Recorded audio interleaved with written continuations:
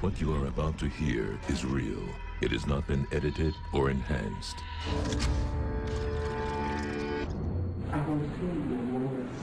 It is the voice of Ruth Baxter. This voice was recorded in August 2003. Ruth Baxter died in 1987. Electronic voice phenomenon, EVP, is the process by which the dead, through sound and image, communicate with the living through the static and white noise of modern electronic devices.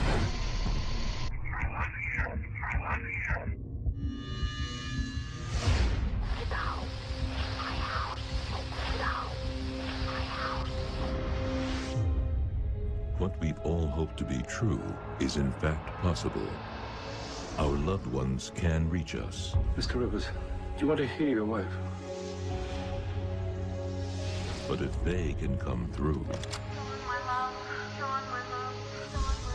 who else can come through?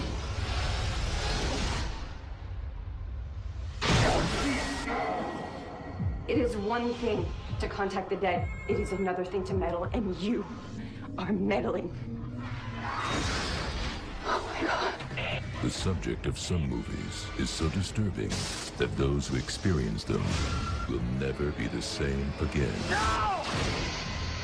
White noise.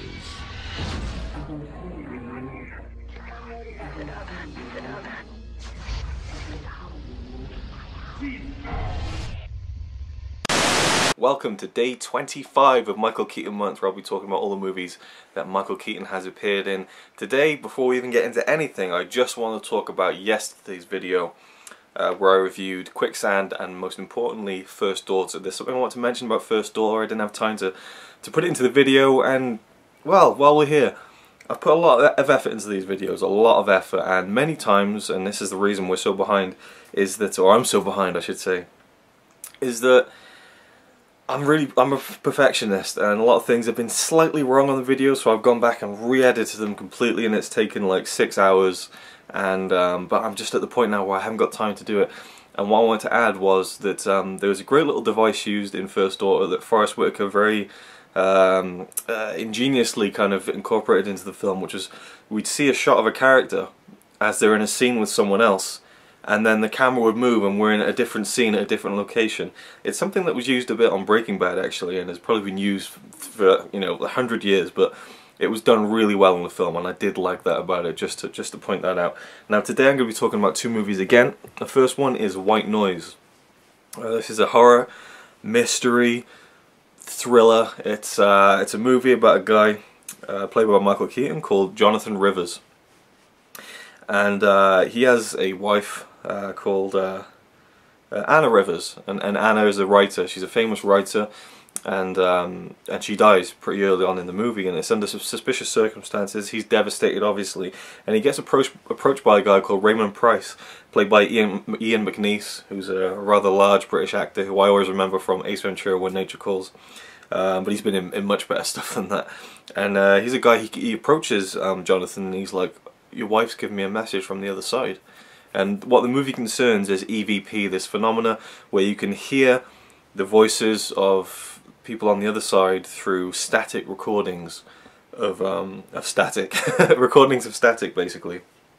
And before we even get into the review, here's a quick clip of Michael Keaton, who's kind of promoting the film, but also talking to someone who really does specialise in EVP on some kind of show. And he gives his thoughts on whether he believes in EVP. What I want to know is, am I a believer? Is Michael Keaton a believer? No. Really? No. That's our show for today. Thank you very much. Welcome to Skeptics and Non-Believers. Now tell me why that is so. Well, I don't even think there's such a thing as dogs. I don't really believe in dogs in the world. Those little things are really people. I think I'm not a non-believer, and I'm not a believer. One who interviewed me the other day said, I left the screen, went right home immediately and tried it. Look, I hope it works. My uncle died and still has the keys to my car, so I need to know where they are. So there we go. I thought that was pretty funny that he doesn't actually believe in it at all, and he has no problem admitting that, even when he's on a show that, that they're obviously trying to kind of talk about that kind of thing. But yeah, Obviously, he didn't take the role because he thought that it was true, but it's an interesting concept, and I liked it a lot, and it was used very well. A lot of sound in this movie. You really got to listen. We watched the movie with subtitles. My fiance watched it with me, Connie, because we also did it for another video series, or not a series, but another video project that'll be coming out in November.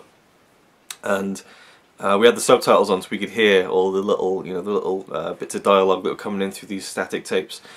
And Keaton was great in this. Again, you could just basically change this from Michael Keaton Month and call it Broken Record Month, where I just talk about how great this guy is. But he was really, the subtlety again really shined through in his performance, particularly when he starts to believe this EVP, that he's hearing his wife, he's hearing Anna from beyond the grave, and Raymond is showing him this on his computer with all these tapes he's got. He's got thousands of VHS tapes everywhere and recordings and stuff.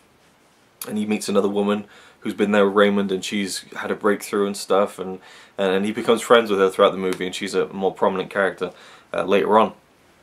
But Raymond mysteriously dies, and Jonathan, he's not happy to kind of let that be it. He sets up his own kind of rig of things to record EVP and all this kind of thing. I say that a lot, by the way. I've been watching back some of these videos. I always say and this kind of thing, which kind of makes no sense in a way, and I don't really like the fact that I say it. But I say it anyway. I've got to carry on with this review. This is the problem why these reviews are so long, because I just ramble about things and repeat myself a lot. I repeat myself a lot.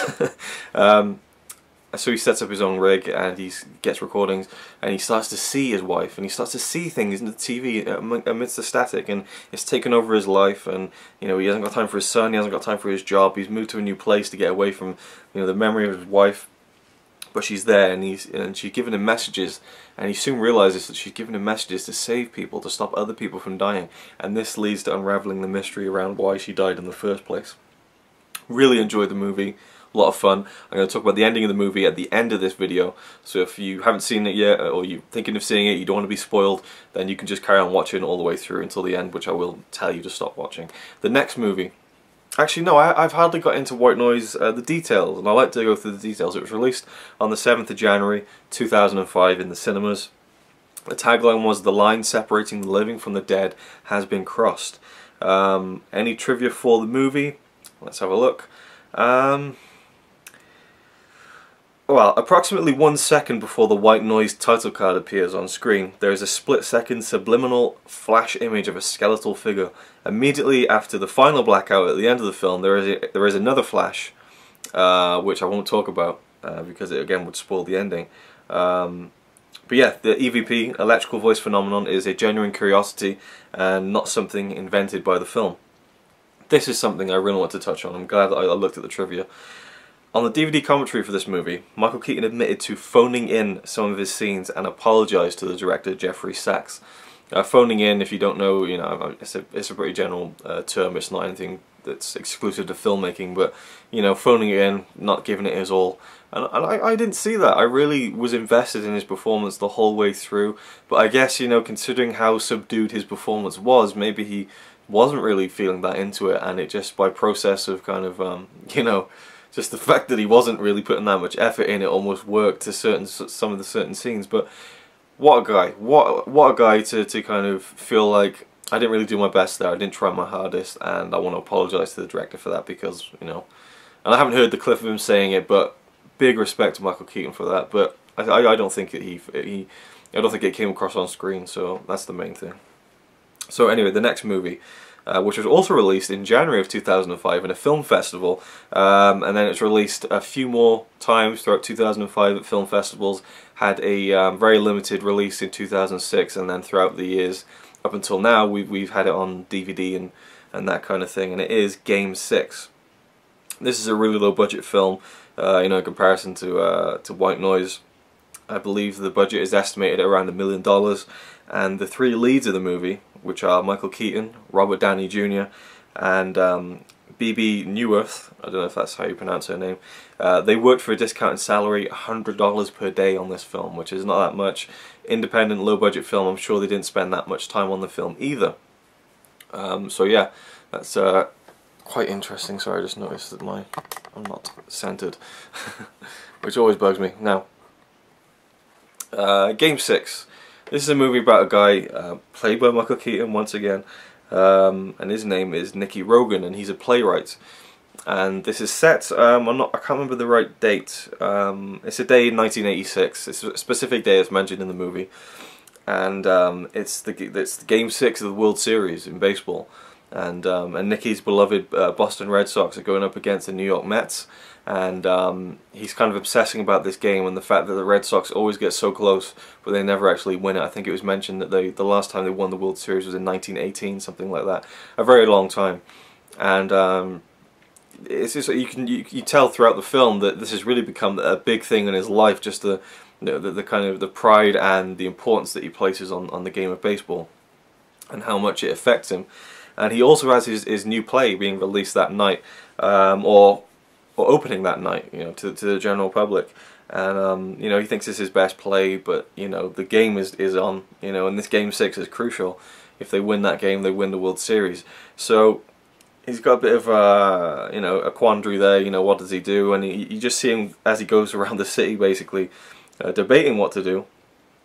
And I'm just looking now for for that actress Bebe Neuwirth, and I can't even find her on the cast list. Oh, there we are. Now she was in the movie for like, I don't know, 2-3 minutes. So I don't know why she's billed as one of the leads. Robert Downey Jr. is in it a lot, as well as Michael Keaton's the whole film, you know. Robert Downey Jr. plays a guy called Steven Schwimmer, who's this weird kind of like, what do you call him? This bohemian kind of guy, I guess you could say. Lives in this really weird, just like awful place, because he hides himself because he is a critic, and he is a ruthless critic, and people hate him because he gives people brutal reviews and it ruins careers. And Michael Keaton, he knows this other guy called Elliot, played by a guy called Griffin Dunn. And Elliot Litvak, he was a playwright, and he had a bad review from Steven Schwimmer, and it ruined his life, and he's just gone crazy. This film, it just seems like things are exaggerated, like, you know, the idea that this guy would be, you know, would go completely insane because someone gave him a bad review and it ruined his career. I mean, I guess it's within the realms of possibility, but it seemed played up a bit too much. And there's another bit in the film, I mean, you know, I love the opening. The opening was really cool. There's a nice music, nice ambience to it, and we just see Keaton on top of this building looking out at New York as the day is starting. You know, I love movies that take place over one day. And he's there and he's like, and he says, "This could be it." And that comes into play later on. The line, "This could be it," is integral to the film. I think they might have milked it a bit too much towards the end, but you know, I like the film. I like the film. It was enjoyable. I've read someone say somewhere that it's very much a writer's film, and that really does shine through and ring true for me, because the writing is almost too good that it doesn't fit the situations. Well, I don't know if that makes any sense. The writing is very good, and there's some great scenes in the movie. Well, not great, but you know, enjoyable scenes. Nothing like stand out like a brilliant scene, but you know, I really liked a lot of the things in the movie. There's a bit towards the end where Nicky's in a cab, and he's in lots of cabs in the movie, and we always see a close-up on the people who are working in those cabs. It's always foreign names. I don't know if that was trying to make a point about something. When Nicky mentions that he used to be a cab driver, so there's a significance there. He's also got a younger daughter, an 18-year-old daughter, who he's trying to get to go to his play, and she does go to the play eventually, and she really likes it. Anyway, he's in this cab, and there's this older black woman there, and she's got a grandson with her, and she's like, yeah, his mother's out for the night, you know, and usually I take him along for you know, my rounds. And she takes him to a bar to watch the game, and she comes in with him. She brings her grandson, and they're sitting there with him, and I'm thinking, hang on, why would this woman with her grandson go into a bar with this guy to watch a baseball game, instead of working, which he's supposed to be doing, and earning money? I didn't understand that part. You know, if he really charmed her, I suppose, and I guess he was charming, but for some reason she thinks that he's this mobster, a guy who used to be into crime, and a guy who murdered people. And she's like, "You're that guy, aren't you? That guy who used to be a gangster." And he doesn't correct her. He's just going along with it. He's just so obsessed with this game. He's like, "Yeah, well, you know, that was me." You know, he's having a bit of fun with it. So why would she go and not only ditch her job, but go in with this guy who she thinks is a murderer? And he stands up, and for a reason I won't get into, he's got a gun in his pocket, and she sees it. She doesn't take her grandson away, you know. She sat there, and she gets very, very preachy with him. And that's where I feel like they probably wrote this. It just felt too, I don't know, circumstantial. No, I don't know. I can't think of the word. But she was like, you know, oh, this game means a lot to you, doesn't it? You need to believe in people more. You need to enjoy life. Believe in people. You can count on people. And she goes on, and then her grandson's like, yeah, believe in people. And it was almost like a fantasy scene where these characters aren't even real. They're just there to kind of set him back on track in his life. But it wasn't, you know. It was weird. I enjoyed the characters and I enjoyed the chemistry that they had, and it was actually some fun scenes. But it just seemed so out of context that this character would do that and then just be really like out of nowhere, be really caring for him and pushing him to be a better person. Like, it's complete strangers. I didn't get that. You can get away with those flights of fancy if it feels believable sometimes, but it didn't feel that believable to me. We also see his wife in the bar. She comes in, played by Catherine O'Hara, which is interesting because this is the third movie she's been in with Michael Keaton. She was in Beetlejuice. They didn't really have much of an interaction in that movie. She was also briefly in The Paper. She didn't have any interaction with him in that movie. Whereas in this movie, she's his wife, and they have a very kind of interesting discussion where he admits to sleeping with her, to having an affair and sleeping with her gynecologist. So yeah, there's a lot going on in the movie. There's a guy I want to mention actually, and I'm going to look it up and this will waste time, but he's a great actor. Harris Yulin, and he plays Peter Redmond, who is this actor who's starring in Nicky's play, but he's got a brain tumor, or he's got a parasite in his brain, and so he's forgetting his lines, and one of the lines he just can't remember is, "This could be it." And in the play, his son says to him, "This could be it," and all he has to do is repeat the line and say, "This could be it." But he says, there's something in my brain that when he says, "This could be it," and I'm supposed to repeat it, I just can't do it. So in the play, we see it play out, and he just kind of, the son says, "This could be it," and they're backstage like, is he going to say it? And he's like, he's looking around, and his eyes are watering up, because obviously he realises I'm fucking this up in front of everyone. But then we learn later that everyone thought that it was brilliant, and that the pauses were perfectly timed and stuff. And Nicky's like, well, yeah, we worked a lot on those pauses, which I thought was hilarious. Again, the ending of the movie is, again, a bit of a flight of fancy, where he confronts Robert Downey Jr.'s character, who actually picked up his daughter and was in the process of sleeping with her until she found out who he was, because he was disguised, but really it was just a wig and a bit of face paint, so I don't know why she didn't see that it was him.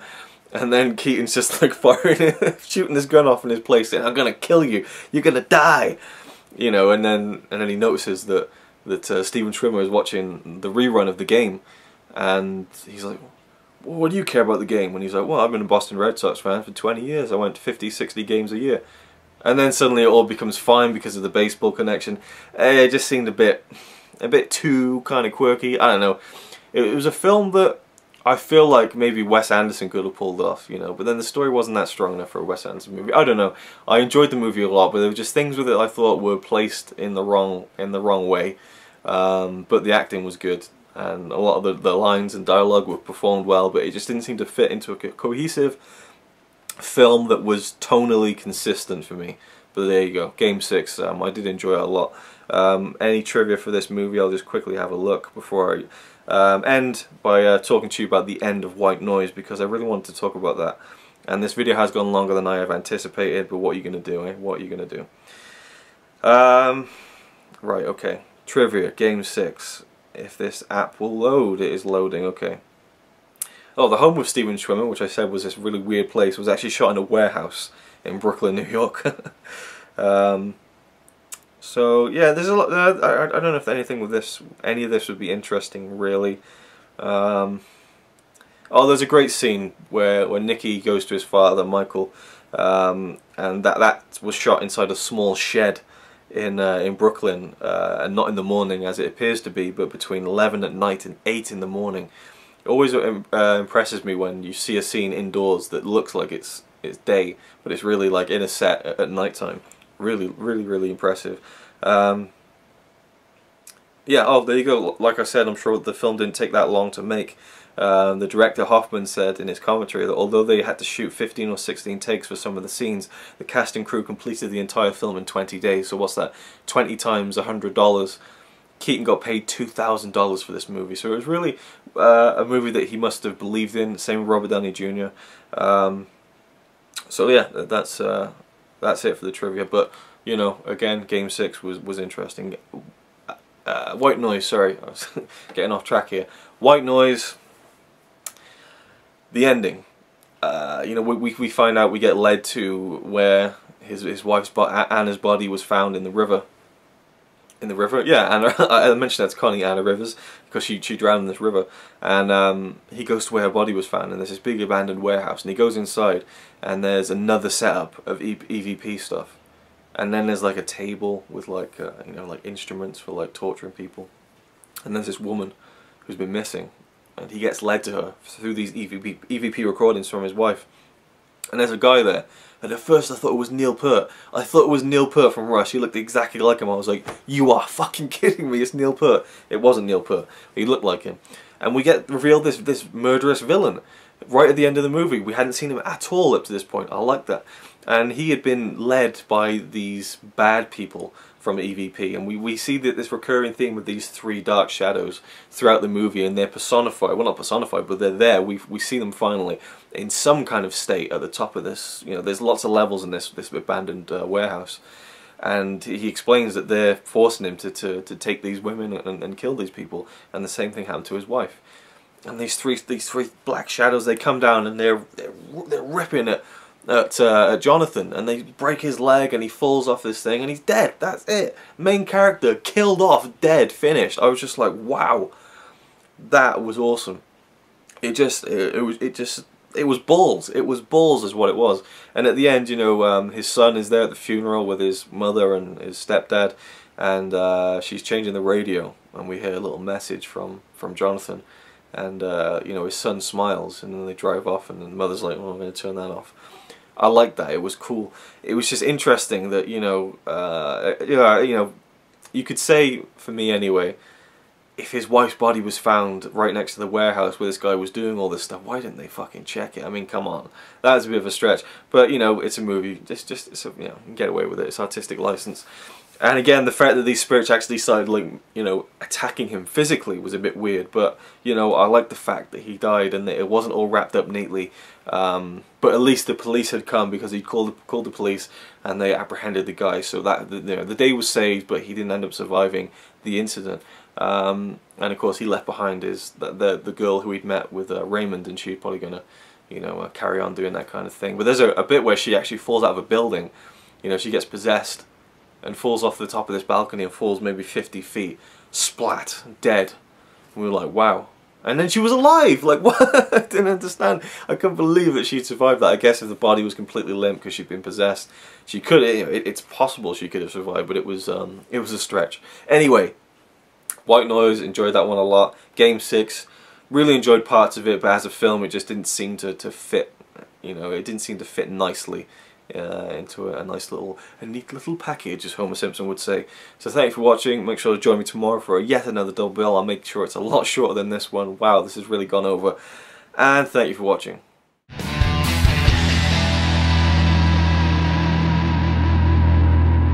You're so fucking